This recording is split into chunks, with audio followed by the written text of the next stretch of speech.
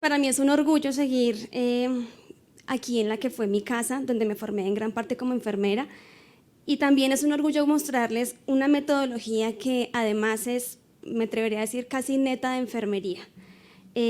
Como sabemos, la enfermería, más de su 50% de actividades se enfoca en la educación.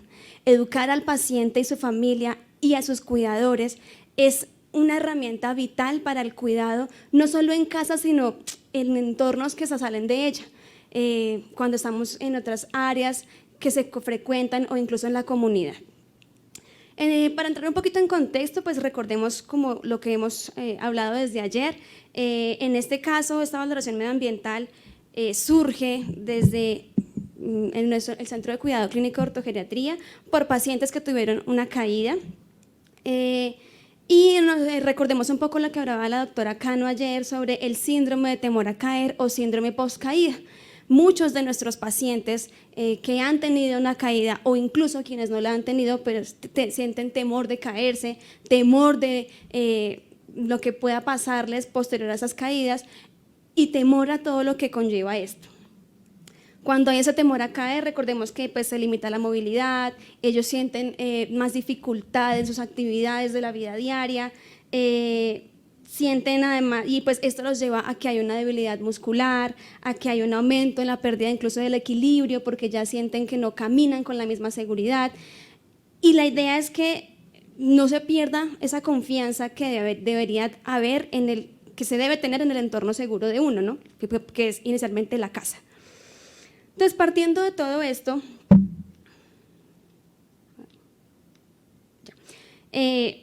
hablamos de valoración medioambiental. Entonces, la valoración medioambiental busca conocer las condiciones de infraestructura y de la vivienda como tal de nuestros pacientes, las características de esta casa. Si empezamos desde allí a generar un entorno seguro para el paciente, podemos empezar a extrapolarlo a que él ya pueda salir de su vivienda, ir al parque, ir a la iglesia, ir a los sitios que a ellos más les gusta pues, frecuentar, ¿cierto? Todo esto busca, obviamente, pues, no comprometer su movilidad y busca que haya una independencia funcional. Recordemos que en geriatría uno de los pilares también es preservar la funcionalidad del paciente el mayor tiempo posible. Asimismo, pues también buscamos obviamente conocer esos riesgos, esas falencias y buscar barreras o formas de control para que se reduzca el riesgo de caída. Entonces, la valoración medioambiental también digamos que parte del término accesibilidad. Como enfermera, y debo decirlo orgullosa, en Fundación Santa Fe nosotros hacemos una visita domiciliaria.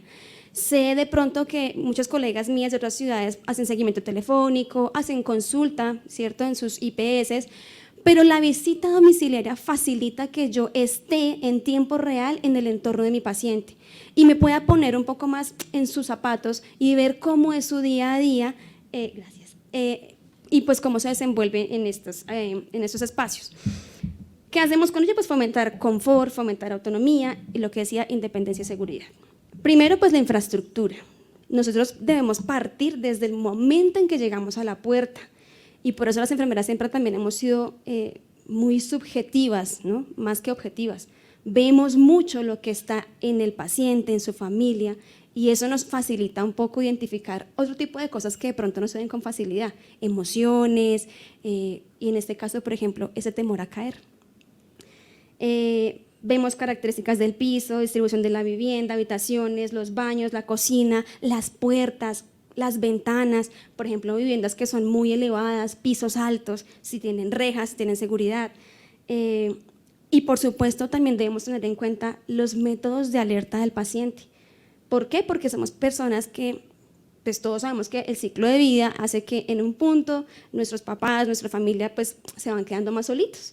Entonces pasa que no, mi mamá vive sola, pero yo vivo a una cuadra de la casa de ella, o yo vivo en el piso de abajo. Pero si está sola, por ejemplo, pensemos que esa persona en la noche tuvo una caída y si no identificamos los métodos de comunicación o de llamados de emergencia, ¿cómo esa persona va a informarle a su familiar que tuvo un accidente? Entonces, también tenemos en cuenta eso. Miramos el mobiliario de la vivienda. ¿Por qué? Las personas mayores suelen tener muchos objetos con el paso del tiempo. muchos muebles, muchas cómodas, estanterías, y en ellos tienen además muchos objetos que pueden causarle riesgos. Miramos condiciones de higiene de la vivienda, que también nos ayudan a ver qué tan acompañada está esa persona, qué tan frecuente tiene sus visitas, por ejemplo, de familiares o de personas allegadas, y pues cómo es el mantenimiento de la vivienda. Entonces vamos a empezar un poco más detalladamente a ver cada uno de los lugares que como enfermera yo verificaría al ir a la vivienda del paciente. Como les dije, lo primero son los pisos. ¿Por qué el piso? Debemos ver si es un piso laminado, un piso en madera, un piso en baldosa, un piso, no sé, tantos tipos que hay. Y esto influye mucho porque según el tipo de piso también la familia o la señora del servicio suele ponerle productos para que se vea más bonito. Pero entre más brillante, por ejemplo, o entre más cera tenga, es un piso que más suele producir deslizamientos y le aumenta el riesgo de caída al paciente. O si es un piso que está todo alfombrado, tenemos que verificar que esa alfombra esté perfectamente fija, que no haya pronto arrugas o pues, estados, digamos, inadecuados que generen tropiezos. También debemos verificar, por ejemplo, que esos pisos estén libres de objetos. Yo no sé si ustedes recuerdan, ya no se ve tanto, pero a veces pasa, antes los directorios de teléfonos uno los solía ver en el piso de la vivienda, los dejaban ahí, o las materas que pueden causar, que son obstáculos para el paciente. Entonces, como decía mi compañera Astrid, el paciente de ortogeriatría cuando va a su casa va con caminador, y en el piso también debemos verificar que el caminador pueda ser desplazado sin que tropiece con, por ejemplo, baldosas, que el caminador no se deslice con la misma baldosa y que por donde va el paciente no vaya a chocar con ningún objeto. Debe estar el ancho adecuado para que él transite con comodidad y con seguridad. Entonces, ahí yo también debo preguntarme como enfermera, ¿mi paciente debe caminar por encima o por alrededor de objetos? Incluso cables, cuerdas, extensiones, y aquí también aplica la cánula de oxígeno. Muchas veces, no, es que el condensador yo lo pongo en la puerta porque es que la cánula tiene 7 metros, entonces ya puede moverse por donde quiera. Resulta que esa persona, si se moviliza y se tropieza con la misma cánula o la pisa, se puede caer. O por ejemplo, no, yo me la quito para ir al baño, me invento yo, y mientras la persona se traslada sin su cánula, se puede enredar con ella. ¿Qué hacemos ahí? Es importante que la cánula de oxígeno esté cerca al paciente, y por eso yo como enfermera no recomiendo cánulas tan largas en casa, porque eso obliga a que el condensador yo tengo que acercarlo a donde está mi paciente. Si está en la sala, si está en la habitación, sí, toca moverlo, pero es preferible que esté en un sitio seguro y fijo al lado de ellos y que no ande la cánula rodando por toda la vivienda. ¿Cuál es la altura indicada de esta cánula? La altura debería llegar hasta la pantorrilla máximo, ¿sí? Para que no tire, para que no sea tan larga. Aquí olvidé algo muy importante, qué pena lo omití, y es preguntarme si hay tapetes pequeños.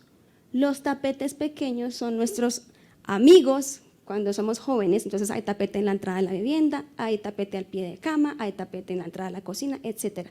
Esos tapetes pequeños suelen doblarse en sus puntas o suelen arrugarse y generan mayores caídas en nuestros pacientes. Entonces es preferible retirarlos, por favor. Todas las sugerencias que ustedes hagan a la familia deben ser también en un modo muy amigable. A veces, si yo llego como enfermera a buscar imponer, perdón el término, pues la familia siente como, esta señora vino acá a decirme cómo arreglar mi casa. La idea es que somos amigos de la familia y del cuidador de nuestro paciente y le decimos así, con mucho amor y cariño, esto nos aumenta el riesgo, es preferible quitarlo. Cuando yo lo hago a modo de sugerencia o recomendación, estos cambios se aceptan más fácil y se hacen incluso más rápido. Viviendas que tienen escaleras, miramos puntos importantes. Uno, la iluminación. ¿Por qué? Si digamos la persona tiene que, digamos que no se cayó, pero pues sí transita de un piso a otro, lo hace fácilmente, pero hemos encontrado que si hay un solo interruptor, por ejemplo al inicio o final de la escalera, entonces prefieren no prenderlo porque ¿cómo lo apagan? ¿Sí? Entonces no, la idea es que haya o una luz con sensor de movimiento o interruptor al inicio y al final de la escalera, para que la persona ilumine el trayecto y se sienta seguro. Amplitud de la escalera, no solo del ancho del escalón, sino también del ancho de la escalera. en el ancho del escalón para que el pie se apoye de forma segura y en el ancho de la escalera para que se sienta seguro de sujetarse o de agarrarse si lo logra de ambas partes, ¿sí? O si tiene que ir acompañado, que esta persona que lo va soportando para subir la escalera pues quepa de forma adecuada pues las dos personas, el paciente y su cuidador. La altura de los escalones es muy importante y hemos encontrado escaleras que tienen como un escalón, suele ser el escalón final, que es más alto, que no tiene la misma distancia de los demás y eso genera mayores tropiezos. Ahí se sugiere poner como un elevadorcito o buscar que se marque ese escalón con una cintilla que lo ilumine para que la persona tenga un poquito más de ver esa altura o esa diferencia de ese escalón. Por supuesto, las barandas para que se pueda sujetar y se sienta más seguro. Y, pues como acababa de decir, la cinta antideslizante en el caso que se requiera. No debemos poner en las escaleras objetos que obstruyan el paso, por ejemplo, las matas. A veces las plantas son muy lindas, pero cuando están al final del escalón o durante el trayecto, pues nos pueden causar también tropiezos. En cuanto al área de cocina, y la junté con el área de lavado porque ahora es más frecuente encontrarlos juntos, vemos cosas muy importantes. En la cocina, yo pregunto, normalmente en sus casas, ¿ustedes dónde ponen las ollas? ¿Arriba o abajo? Abajo. ¿Y dónde ponen la vajilla? ¿Arriba o abajo? Arriba, listo. Pensemos en un paciente que es un adulto mayor, funcional, él ya no cocina, no hace, pues, digamos, comidas muy diseñadas, pero sí prepara un cafecito, un sándwich, algo muy ligero. ¿Qué usa más, las ollas o la vajilla? La vajilla. Si yo tengo mi vajilla elevada, voy a promover que mi paciente tenga que elevarse a bajar un vaso, un plato, un pocillo, o que tenga que usar banquitos, escalerillas, y eso nos aumenta el riesgo de caída. ¿A qué los invito yo? A que pensemos en esa persona que tenemos a nuestro cargo, a nuestro cuidado. Para esa persona es más fácil que yo baje la vajilla, pues bajémosla. Al fin y al cabo son estantes que por lo general son cerrados, pues nadie me los va a ver, ¿sí? O dejémosle a la mano, a su altura, lo que más utiliza, que sea como un cajón, un estante donde encuentre su vajilla, su pocillo, su vaso, bueno, lo que requiera para soportar sus necesidades básicas. Miramos en la cocina y en el área de lavado que, por ejemplo, haya desagües correctos, porque si hubo un reguero, si se derramó algún líquido y no drenó fácilmente y a esa persona se le dificulta de pronto limpiar de inmediato, por lo menos que al drenar el agua no quede empapado el suelo. Buscamos obviamente que si esto pasa pues se seque de inmediato y que quede muy seco para evitar riesgo de caída, pero en el escenario en el que el paciente es independiente, que de pronto no puede agacharse a secar de inmediato, por lo menos que sí haya alguna forma de desagüe. Pues eso hay que buscar, digamos que es lo ideal. Si no lo hay, pues ni modo, hay que recomendar que si hay un derrame, pues se seque lo más pronto posible. Hay cocinas en las que encontramos mesas y sillas.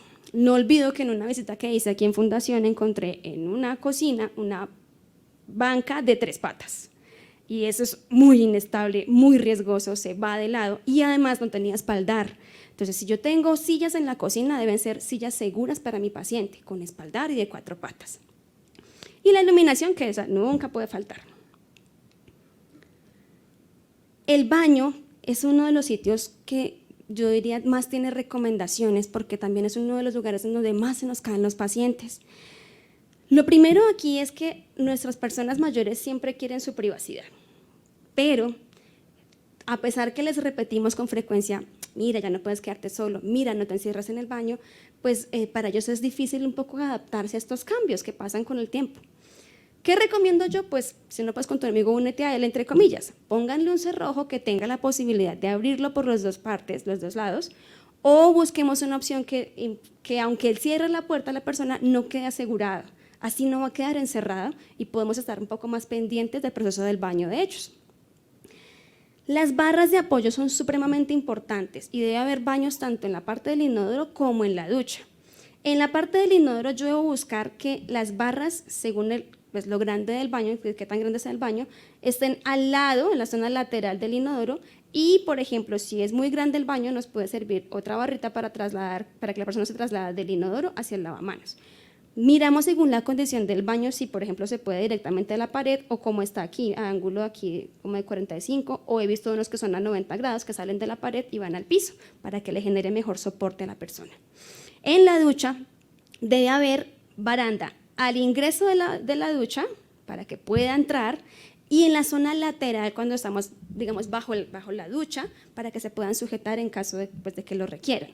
En el caso del paciente de ortogeriatría, es súper importante tener en cuenta que nuestros pacientes en su postoperatorio inmediato y casi que tardío deben bañarse sentados.